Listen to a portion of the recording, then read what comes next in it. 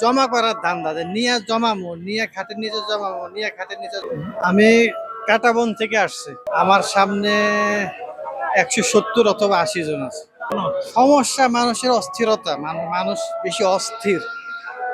তেল তো আছে, আগে যা তেল সাপ্লাই দিচ্ছে এখন তেল সাপ্লাই দেয় সবাই।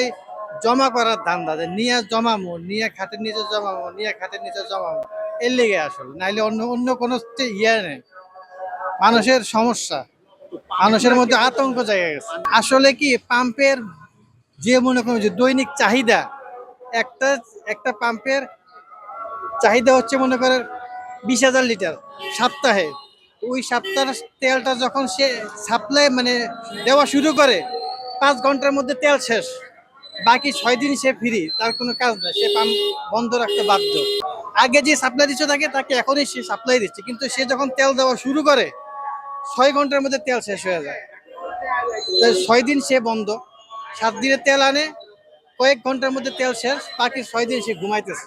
এই অ্যাপসের মাধ্যমে যদি তেল দেয় যে অমুক গাড়িকে এত লিটার তেল দেওয়া হবে, এত লিটারের বেশি তেল দেওয়া হবে না, যদি এই অ্যাপসের মাধ্যমে দেওয়া করে, তাইলে মনে হয় সমস্যার সময় কিছুটা সমাধান হবে। আর কিছুটা মোটামুটি সামাল দেওয়া যাবে, পুরা সামাল দেওয়া যাবে না। যতদিন যুদ্ধ শেষ না হবে ততদিন সামাল দেওয়া যাবে না।